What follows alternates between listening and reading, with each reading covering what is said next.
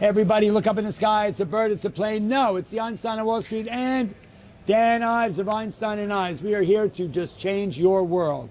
You know what? Like we are like we're like the Batman and Robin of the financial sector. It's absolutely lovely. But Dan is back from a 1-month trip around the world, right? He was in Korea, he was in Singapore, he's been all over the world. You know what? Spreading the message. The bottom line is, at the end of the day, there is nobody in this industry who has the ability, Dan and I, to basically talk about what's going on here and make it accessible and fun, right? That's our point. That's what we do, right? And there's nobody. And I think we break it out in a way that people understand. Exactly. I think that's. You know what? And it's been validated by with our work on CNN for 4.5 months. Literally, the two of us went on CNN one night and we stayed for 4.5 months. That was like, you know, when there's that uncle who used to show up at your house and he'd come for like Thanksgiving dinner and he wouldn't leave till January. Well, that's us. We just stay. We came, we stayed, and we conquered. Anyway, it's all good. I'm so glad. Welcome home. I missed you dearly. I miss you. It's so great just to be with you, and then, you know, just talk about like everything going on, what it means, tech, macro. Let's dive. Let's do the deep dive right into it. So you left a month ago. So think about it. We are now at the end of October. You came in the beginning of October. So I don't think we had not had the Jackson Hole pivot yet. Okay, that had not. So let's go back to that, right? So think about it. So we know, look, we go back to February, March, and April. We know about that self-inflicted, economic Armageddon that we saw all around tariffs. And tariffs have been the name of the game for the whole year. And they still are to this day. Because if you go back to this past Friday, right? There was a 2.7. This is one of the only sell-offs that we've seen in the market. Was Friday when there was a shot across the bow between President Trump and President Xi of China, and about rare earth minerals. And the market, look, I always joke, we go back to that first day, Trump 1.0, back in Davos, the first time he mentioned China and tariffs, and the market went down 1,400 points and then closed up 1,400. It was a 2,800 point intraday reversal. That was the day we went from a bear market to a bull market over lunch. That changed my world. But anyway, you've been gone throughout a lot of time. You've been gone throughout the whole government shutdown. You've been gone through the first interest rate cut, right? And how that market reacted to that. And you've been gone for the last month, which is wild earnings. We saw the bank earnings came out. The first tranche was spectacular with guidance. We came out for the second tranche of regional banks, which were soft. We can talk about that as well, because that kind of brought up some fears about the last, right? Okay, exactly. That brought up the Silicon Valley Bank PTSD a little bit. We've gone through a lot that's been going on in the White House with Bessent and Lutnick about deal, done. We've been through Japan, UK, EU, and all that. We now are, in the midst of obviously an argument with Canada, right? So we've gotten a lot of deals done. We've had a lot of really great earnings, a few not so good earnings. I would say, though, while you've been gone this whole month, the market has been on a really spectacular trajectory. And what I think is important to note, as well as tech, especially tech, but what's important to note is that every pullback that we've seen over the last 30 plus days that you've been gone has been incredibly shallow. Except that 2.7, right? And even that 2.7 day sell-off, I would have thought we closed down 180 handles that Friday. Historically, when you close at the low of the day on a Friday and there's a weekend to follow, you usually gap down on Monday and continue to sell. That did not happen. That was the weekend of the hostage release. And then also Sunday after Trump played golf. Correct. That's where it changed the narrative. Nothing to see here. What me and you have talked about it the whole time. I mean, and I talk about a lot, like when I talk to investors, like throughout Asia, throughout the world. If you take him at face value, you'll lose more money than you ever. You have to just take it with a grain of salt. Somewhere between taco trade to gaming out where it's going to go. Right. But the reality is that for the first time, as we've always in 30 years, the U.S. has had China when it comes to tech. Right. Trump holds the cards because of Nvidia. Right. China, even on the rare earth, they knew they had to back off, which is why we were. Who shot across the bow? Was Trump said something first, or was it? China's the one that did it on the rare earth. Right. Okay, Trump's like, that's not going to happen. Right. raise your tariffs to whatever, Right. 300%. Right. I think China realized they overstepped. Okay. They definitely took a step back. They We did. saw that in terms Right. of We saw in the negotiating. market bounce back. We were up 100 handles on Monday. But then it comes down to and it's why we spend so much time on the road. What does spending look like in the AI revolution? Right. I mean, the reality is we could talk about all these other sectors. Right. The growth's coming from tech. Right. And the reality is that demand to supply in Taiwan, Right. it's 12 to 1 for Nvidia chips. Really.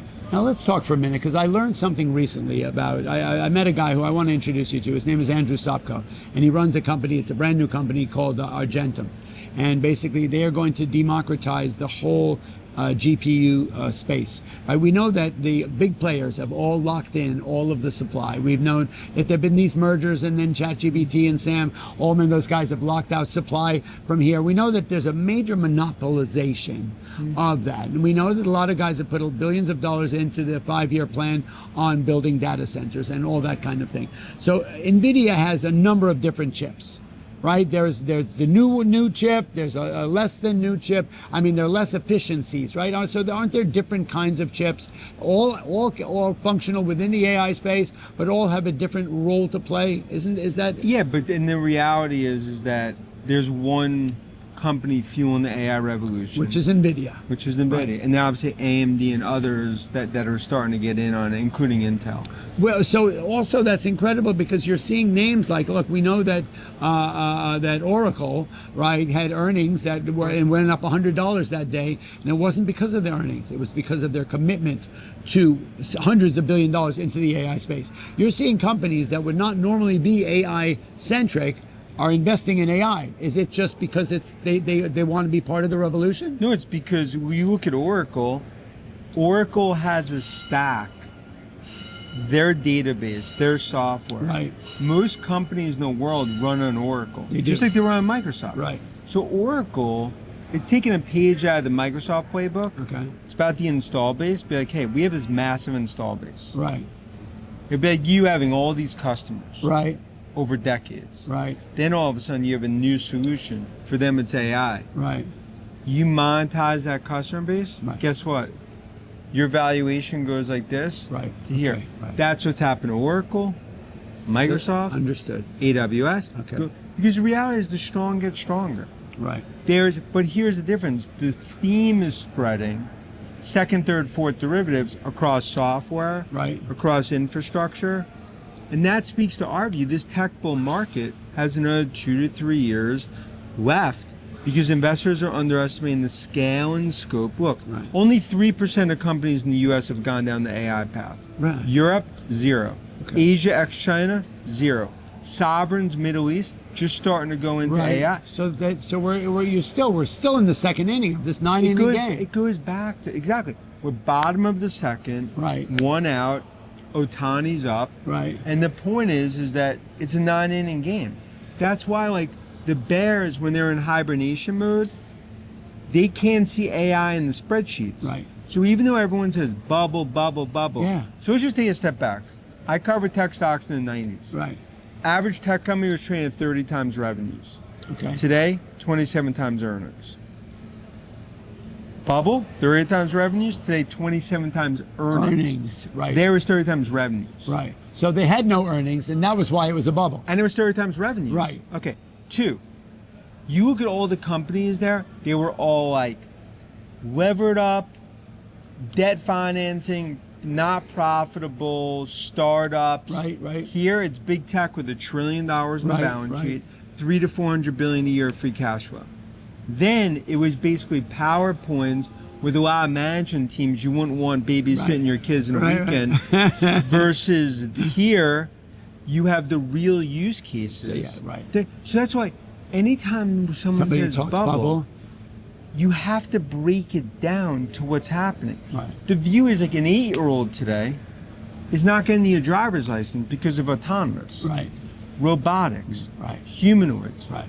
That's where the world Is is. And going. then you were like, So like I said, Jetsons or Jetsons versus Flintstones. And like, and Trump administration, and then to even put a circle around the Right. Trump administration recognizes for the first time we have huge advantage over China. Right. But we still need China for rare earth, and they have 80%. Right. But tech investors, I think, when you've seen with earnings this last week or two, it's validation Right. that exceeds even the hype. Amazon, Microsoft, Right. Meta, Right. and even like Meta getting Why'd Meta get smacked on the shin? because they're ramping up CapEx. Guess what? I'll take that any day of the week. Table pounder. Buying opportunity. You want them to spend more. Right. You don't want them, and this is an AI party. Start at 9 p.m. Right. It's 10:30 p.m. Right. Party goes to 4 a.m. Right. You don't want to be a bear watching the party through the window. Right. Being like, God, it doesn't even look that good in Right, there. right. Go up to your room, read a book. Right. Bulls and Bears meet up at 6 a.m. at the diner. Bulls had a lot better night than the Bears.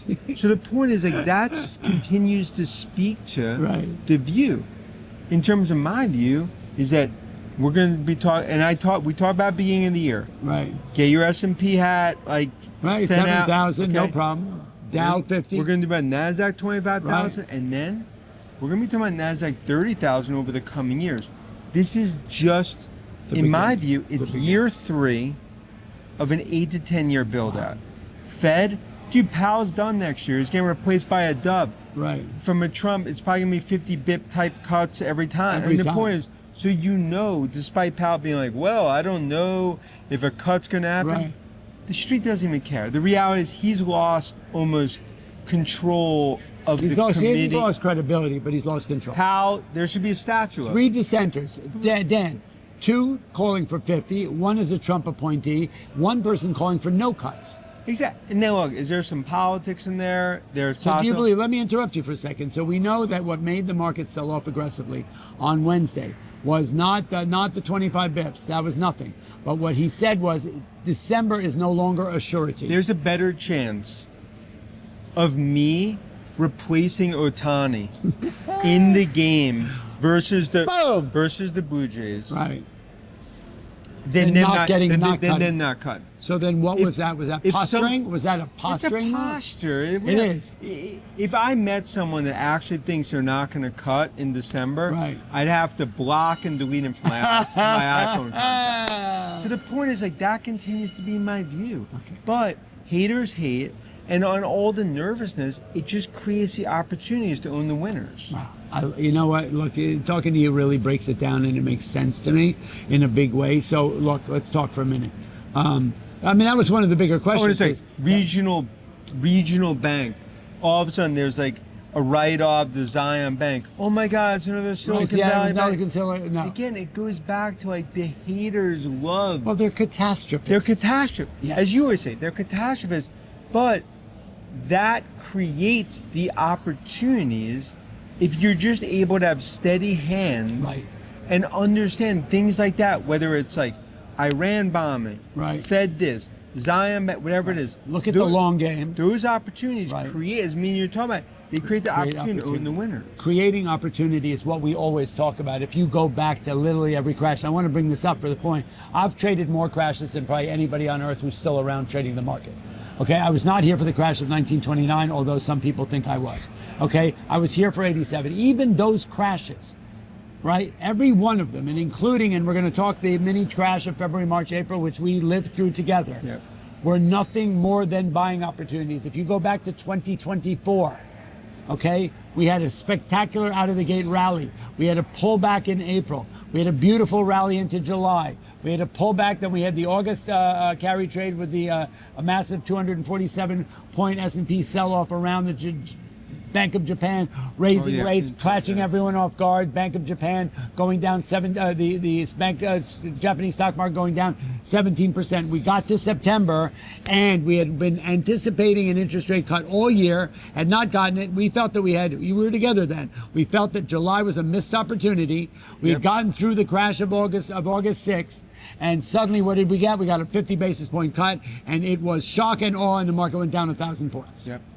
Now, what's fearful is, and now I always thought that Wednesday, I thought we were ripe for a 50 basis point cut. No, but and we've disagreed because we are. There's dissent amongst the ranks here. Because my view, 50 basis point cut would be the equivalent of like a pilot flying through like a thunderstorm, Right. and all of a sudden he screams like, "Everyone!" Why? Like a Ted Stryker movie. Right. 50 bips is like 25 bips is a little like steady hand. Okay. Now look, So 50, that would have been a shock and awe moment. but That would we're, have been. but we're gonna get to that place of cuts, like as we've talked about. I just think it has to get there more Slowly. And look, and also with the Trump Powell stuff, that's Right. definitely added to some of the The posturing. terminology, it seemed odd because it was not really like him to say. He came out of the gate and he said 25 basis point cut. He said that the jobs market was weaker. He said that we are being affected by tariffs more than we thought, the consumer and consumer sentiment and all that. And then he said that December is no longer a surety. Now we know that we have not gotten any And the economic market's data. pricing in now like a 95% chance of a cut. Okay, so then it poo-pooed it, right? Look, there was a follow-through on day 2 after the Fed cut where we did engage that because I think that was significant. That was in the eyes. I said to everybody, they kept saying, well, is it going to keep going down or is it going up? I said, you've got 2 scenarios. The answer is it going to go down or up? Yes. Sure. That we always say is the answer. But the bottom line is which narrative, which part of the news cycle are you going to take? Are you going to take the fact that having a deal with China, where we're dealing with soybeans, we're dealing with fentanyl, we're dealing with rare earth minerals, we're dealing with everything. This has been long in the waiting. But dude, that took the black swan off the table. Yes, correct. The fact- Exactly. I mean, this was one of the, but people are not highlighting it as they should. This was probably the most anticipated meeting of 2 global, 100%. the most contentious meeting, the 2 grandest egos in the 100%. world, but the most important meeting of all time. And Trump's now going to China in April. Correct. Now the point is, will there be things that happen like, oh, I'm now Along not the way. going to China? Those whatever. 2 gave you, look, they were in the sandbox together, and they went from getting up and leaving the sandbox to sitting down and going, let's have dinner together. And the reality is, U.S. needs China. Yep. China needs U.S. Yes. And that's like the one thing I can tell you, just from like being in Asia 3 weeks, it's like, look, China is going to continue to they're doing amazing. They're going to ramp up on this AI arms race. Right. So is the U.S. But it's my view, it's not just investing in just U.S. You also have to own some of these Chinese big tech companies, Alibaba, Baidu, and others, Right. to truly play the AI. The global AI phenomenon. Yeah, I mean, we have in our ETF, we have what, two China names You in do. there. So we have Alibaba, Baidu. But to me, it's just like, it speaks to my view, like, because of what's happened in China, that just puts more and more pressure on the U.S. And I think eventually Nvidia is going to be able to sell their chips back into Right. China. Back into China, and that's huge. Okay, so it's so funny that you say that because look, the mainstream media is catastrophist, and that you're saying that if we just sit back and realize that the long game, you've unpacked the bag, you've set the table for what the long game looks like. CapEx, billions of dollars, AI, and all that. A year ago, CapEx this year was supposed to be $220 billion for big tech. Right. A year ago. Right. It's going to be $380 billion. Okay. No, it's That's 100% more. 160 billion more. Next year, the original 440, 450. Right. It's probably going to be 600 billion. Okay. You can't fight that trend. Right. That's the spin. But also talk to me about the fact that we've got this 5 year out, like data centers being built. I mean, obviously the production of GPUs and all that. I mean, that's a whole nother revolution in its own right. It's all related to AI, data center, energy, nuclear, power, but it speaks to the view like this AI revolution is the second, third, fourth derivatives playing out. So that's unbelievable. So that's how we're going to close out the year. There are people who are saying that we are that we are going to hit, whether it's Dow 50,000, S&P 7,000. We're hitting these numbers because we're now going into Santa Claus rally. We're going into the spending around and that you and I talked about it a lot over February, March, and April about the actual effects of tariffs on the general consumer, on consumer confidence, on the overall market, on the old corporations. It's dampened down a lot, right? The whole thing has been tamped down It's significantly. still there, but the point is it's baked into the market in my already. But realize we have 38 record highs this year, right? Every pullback that we've seen has been super shallow. They're buying this market. Now, I want to talk to you about something retail versus institutional. The retail people are buying this market. We know that the institutions were the ones selling February, March, April. But now you're seeing institutions buy more and more because they have to play catch up. And because if you go back to April and May, they sold off retail health. So now there's a catch-up trade that I think will continue to happen. In the trillions. Talk to me one last thing about 2026. Just a continuation of the same game. I mean, it's my view. Tech stocks are up 20-25%. I think the narrative spreads, the derivative, the second, third, fourth derivative, M&A accelerates, a lot more debt offerings, a lot more capital markets. There will be some nervous periods, but I don't, especially in the Fed cutting, I just continue to view it as like, you're now going to see AI go much more mainstream, getting closer to autonomous, Tesla, true robotics. To me, like, that's where it's all heading. So you know what? Look, you're painting a picture of an incredible world. I would much rather be in a left lane, owning tech, in a Ferrari going 100 miles an hour. Yeah, maybe you get a few speeding tickets, cop pulls you over, you get on your license, rather than owning value in the right lane in a minivan. Going 45 miles an hour with a bumper sticker and saying my kid was an honor student in 3rd grade. The point is that continues to be my view of. You know, and your view, look, your view is the one that's smashing. You're blowing it out. The ETF is absolutely outperforming. We know it's got over $1 billion under management. That's a first time in history. Stock came out at 25. It's trading at 35 and change. I mean, that's amazing. And those are your picks. This is that is an outlier story about the story you just told us. The ETF is based it's the Ives AI 30. It's trying to pick who the winners are. Correct. Just because you say AI 30 times in a conference call doesn't make you an AI play. Who truly wins? Yes. That's it. You know what, Dan? It's always a pleasure. And now that I'm back from the spaceship, we'll be doing. So you have been with the aliens. You've been on spaceship number 7. Spaceship number 7. Now again, you have to be able to see space to understand where it's all going. So you've got to see it from up there. Now, what about the clothing? Right? How is the clothing line going? Clothing line's going. How was it received in the Far East? Yeah, I mean, we had like a bunch of people like throughout Asia, people in Thailand. Did people show up at your events dressed like you? We had a Did bunch, they really? We had a bunch on of people Halloween. There was this morning I went on FinTech TV and I said, you know what? They said, so what about Halloween? I said, I don't need to dress up for Halloween. I wear this costume every day.